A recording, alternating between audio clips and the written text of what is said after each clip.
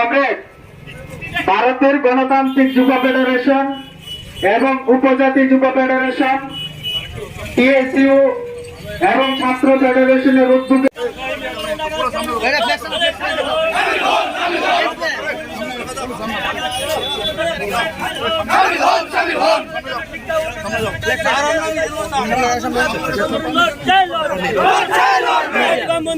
সংগঠন কাজ করে মিছিল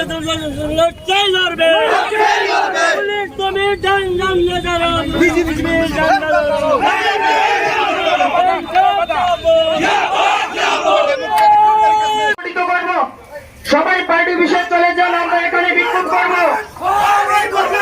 আমরা সবাই মিলে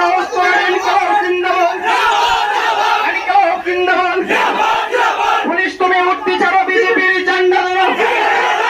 পুলিশ তুমি উঠতে ছাড়ো, পুলিশ তুমি উঠতে ছাড়ো,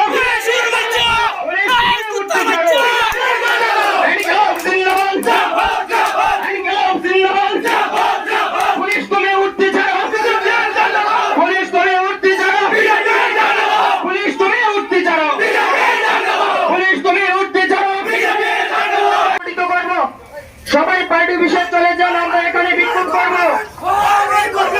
আমরা সবাই মিলে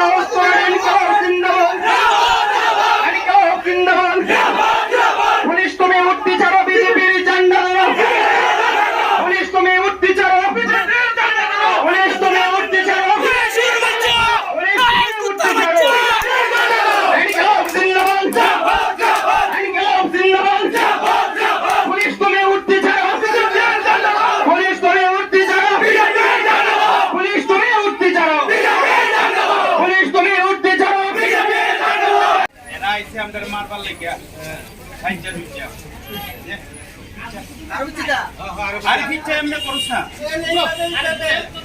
কমরেড সুবীর দেব সহ আজকে 4টি বামপন্থী ছাত্র যুব সংগঠনের নেতৃবৃন্দ এবং আজকের এই হালালি বাজারের ব্যবসায়িক বন্ধুগণ এবং বিভিন্ন এলাকা থেকে আগত ক্রেতা বিক্রেতা বন্ধুগণ সবাইকে আমার ব্যক্তিগত পক্ষ থেকে এবং ভারতের গণতান্ত্রিক যুব ফেডারেশন কমলপুর মহকুমা কমিটির পক্ষ থেকে সংগ্রামী অভিনন্দন ও লাল সালাম জ্ঞাপন করছি। কমরেড, আপনারা জানেন যে আজকে আমরা 4টি বামপন্থী ছাত্র যুব সংগঠনের যৌথ উদ্যোগে শিক্ষা ও কাজের দাবিতে এবং গণতন্ত্র পুনরুদ্ধারের সংগ্রামে আজকে আমরা একটি জমায়েত এবং মিছিল সংগঠিত করার কথা ছিল। তদরূপ এই ত্রিপুরা রাজ্যের মধ্যে একমাত্র নজির আমাদের এই কমলপুর মহকুমার পিএস। আমাদের যতবার মহকুমা আমাদের মানুষের স্বার্থের জন্য বিভিন্ন দাবি দাবা নিয়ে আমরা লড়াই সংগ্রামের জন্য আমরা পারমিশন চেয়েছিলাম, কিন্তু এই কমলপুর মহকুমা মিছিল এবং পথসভা করতে কোনো পারমিশন লাগে না। কিন্তু আমরা যখন বামপন্থী ছাত্র যুব সংগঠন আমরা যখন মানুষের জন্য কথা বলার জন্য আমরা রাস্তায় নামতে চেষ্টা করি, তখন ওই বর্বর বিজেপি শাসক বাহিনীর পুলিশ দ্বারা আমাদেরকে বাধা দেওয়ার চেষ্টা করেন। কিন্তু আমাদের এই দাবি যতদিন পর্যন্ত আমাদের এই বামপন্থী ছাত্র যুব সংগঠনের প্রত্যেকটি কমরেডের বুকে রক্ত থাকবে, আমরা এই সংগ্রামে এবং লড়াইয়ে আমরা সামিল হব। কমরেড, আপনারা জানেন যে এই 4.5 বৎসরে বিজেপি সরকারের ত্রিপুরা রাজ্যে প্রতিষ্ঠিত হয়েছে, কিন্তু এখনো পর্যন্ত আমরা লক্ষ্য করলাম যে তারা যে 299টা প্রতিশ্রুতি মানুষের জন্য দিয়েছিলেন তা একটি প্রতিশ্রুতিও এখন পর্যন্ত পালন করতে পারেনি। সেই কথাগুলি বলার জন্য আজকে আমরা মাঠে এবং মিছিলের মধ্য দিয়ে মানুষকে জানান দেওয়ার চেষ্টা করেছিলাম এবং শাসক দলের কানে পৌঁছানোর জন্য আজকে আমাদের মিছিল করার কথা ছিল। কিন্তু বিজেপির পুলিশ বাহিনীরা আমাদেরকে আজকে বাধা দিচ্ছেন। আজকে হালালি বাজারের যারা শান্তিপ্রিয় নাগরিক বৃন্দরা আছেন, আপনারা লক্ষ্য করছেন যে আমাদের এই হালালি পার্টি অফিসটার সামনে পুলিশ বাহিনী দিয়ে ঘেরাও করে রাখা হয়েছে। কেন? আমরা জবাব চাইছি। আমরা মানুষের জন্য কথা বলার জন্য, মানুষকে অধিকার ফিরিয়ে দেওয়ার জন্য আজকে আমরা মিছিল সংগঠিত করতে আমরা চেয়েছিলাম। আমাদের যুবকদের উদ্দেশ্যে এই রাজ্যের শাসক দল যে প্রতিশ্রুতি দিয়েছিলেন যে বৎসরে 50,000 বেকারের চাকরি তারা দেবেন, কিন্তু আমরা লক্ষ্য করলাম এখন পর্যন্ত একটি শূন্য পদও তারা পূরণ করতে পারেননি। বামপন্থী সরকার যখন এই রাজ্যে ক্ষমতায় আসীন ছিল, প্রত্যেক দিন ঘরে 11 জন বেকার যুবক যুবতী ভাই বোনদের চাকরি হতো। কিন্তু এই বিজেপি সরকার প্রতিষ্ঠিত হওয়ার পর মাত্র কয়েকটি এসপিইউ এবং কয়েকটি টিএসআর বাহিনী দ্বারা টিএসআর নিয়োগ করেছিলেন। আজকে যারা টেট উত্তীর্ণ হয়ে পাশ করে বসে রয়েছেন, তারা আগরতলা সিটি সেন্টারের সামনে তারা চাকরির জন্য ধর্নায় বসতে হয়। লজ্জা লাগে না শাসক দলের দুর্বৃত্ত বাহিনীদের? লজ্জা থাকার কথা ছিল। তোমরা প্রতিশ্রুতি দিয়েছিলেন যদি ক্ষমতায় আপনারা আসীন হন তাহলে 10,323 বেকারের স্থায়ী সমাধান।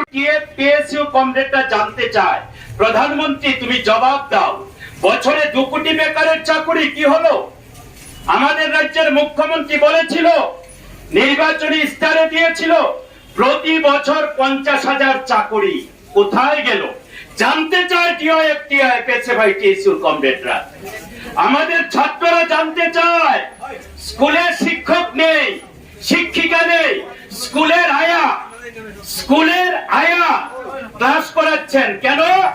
600 ছাত্র, শিক্ষক মাত্র 4 জন। আয়া ক্লাস করাচ্ছেন। আয়াকে আমি দোষারোপ করছি না, আয়া বোনকে আমি ধন্যবাদ জানাই। একজন শিক্ষিকার দায়িত্ব পালন করছেন এই জঙ্গলের রাজত্বে, যেখানে স্কুল বিদ্যাজ্যোতির স্কুল চালু করেছেন, বৈষম্য তৈরি করেছেন। ধনীর ছেলে মেয়ে, গরিবের ছেলে মেয়ে পড়াশোনার ক্ষেত্রে সরকারি বৈষম্য তৈরি করেছেন। বিদ্যাজ্যোতি মানে বেসরকারীকরণের প্রভাব। যার টাকা আছে সেই ছেলে মেয়ে পড়তে পারবে, যাদের টাকা নেই তারা পড়তে পারবে না, তারা কোয়ালিটি এডুকেশন পাবে না। গরিবের ছেলে মেয়ে মানুষ হতে পারবে না, শুধু মধ্যবিত্ত ধনীর ছেলে মেয়েরা পড়াশোনা করবেন। তাই ত্রিপুরার এ প্রান্ত প্রান্তে স্কুল ছাত্রছাত্রীরা স্বতঃস্ফূর্তভাবে রাস্তা অবরোধ করছেন। আমরা পড়াশোনা করতে চাই, শিক্ষিত হতে চাই। স্কুলে কেন শিক্ষক নেই, শিক্ষিকা নেই? আমরা রাস্তা অবরোধ করেছি। গণতান্ত্রিক দেশে আমরা লড়াই করে শিক্ষক শিক্ষিকা আনতে চাই। সবাই না, একাংশ পুলিশ অফিসার, একাংশ পুলিশ কর্মী সেই ছাত্রদের আক্রমণ করে এসএফআই রাজ্য সভাপতি সুলেমান আলীকে দারুণ ভাবে নির্যাতন করে আগরতলা রাজধানী। একাংশ পুলিশ কর্মী যারা পোশাকের মর্যাদা জানে না। সুলেমান আলীর অপরাধ কি? ছাত্রদের ভালো শিক্ষার জন্য শিক্ষকের দাবি করেছিল, এজন্য সুলেমান আলীদের উপর আক্রমণ। তাই বন্ধুগণ বুঝুন, 2018 সালের 3রা মার্চের ওই দিন থেকে ত্রিপুরা রাজ্যে সন্ত্রাস, গণতান্ত্রিক পরিবেশ বিপন্ন, ধুলায় লুণ্ঠিত গণতন্ত্র। আমাদের রাজ্যে সন্ত্রাসের পরিবেশ, জাতি উপজাতির মধ্যে দাঙ্গা লাগানোর পরিবেশ। আমরা বলি উন্নয়নের প্রথম শর্ত শান্তি। শান্তি না থাকলে উন্নয়ন হবে না, কোনো কিছু ভালো থাকবে না।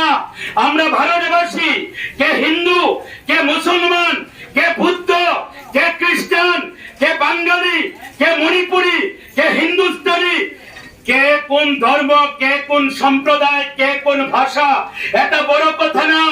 আমাদের সবচাইতে বড় পরিচয় আমরা ভারতবাসী, আমরা ত্রিপুরাবাসী। সাম্প্রদায়িক শক্তি বিভাজন হতে দেব না।